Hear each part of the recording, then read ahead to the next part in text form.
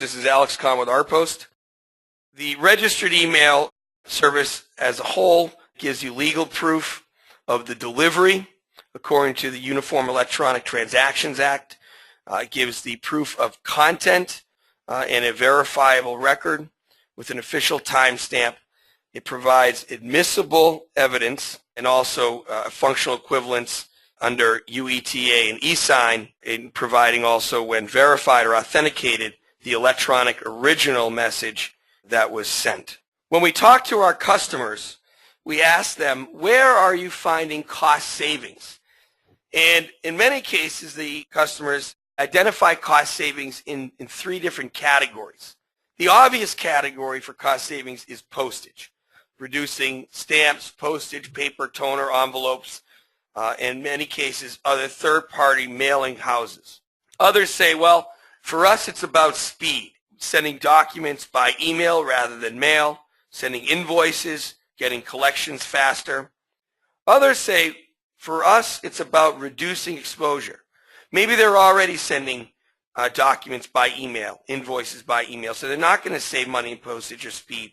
But for them, the reason they're choosing the registered email services is to reduce legal spend, discovery costs, settlements, or liability in the event there's a dispute involving an email, either immediately or in the future. When we talk about disputes involving email, it's really important to understand where those disputes may happen. What is the origin of confrontation, conflict, and mistrust? And in many cases, it's very simple. The sender sends an email. They know they sent it. The receiver didn't get it. They know they didn't get it, and they're both right. And again, that's where the source of the confrontation, conflict, or mistrust can arise with email.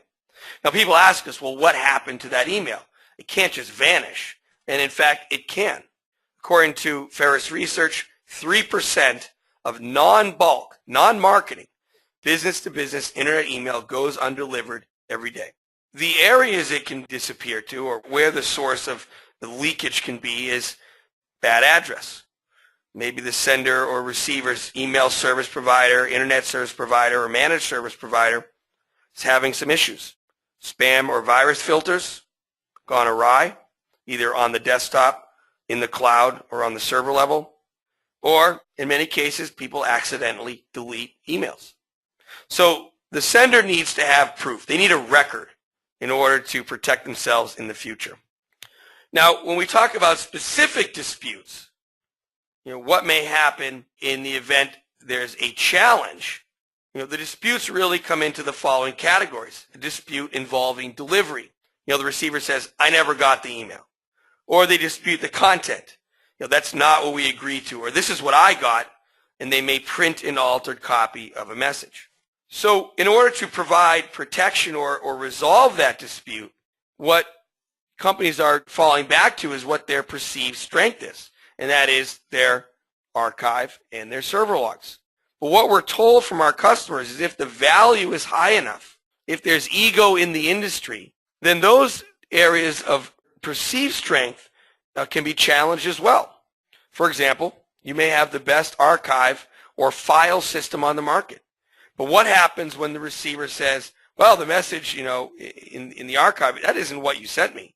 Or you must have changed it before dragging it, or it got filed in your send-in file system. Or your file system doesn't prove, it was sent, but, I just simply never got it. Which brings us to the last area, and that is the server logs. A lot of companies in different industries, the IT group rightfully relies on the server logs. That is their record. However, those server logs are text files, and they may not be able to be verified to provide the authenticity of those logs. So if you have a sender that shows the server logs to the recipient or the recipient's IT group, the receiver can simply say, well, before we'll even look at that, you need to verify that the server logs are authentic, A, and B, associate them with the content you claim to have sent. Because they can say, well, you sent me a whole bunch of things. How do I know these server logs correspond to the email with the content you claim to have sent? These are things that we've heard over and over again and increasingly hearing in the last few years. For any additional questions, certainly send an email to info@rpost.com.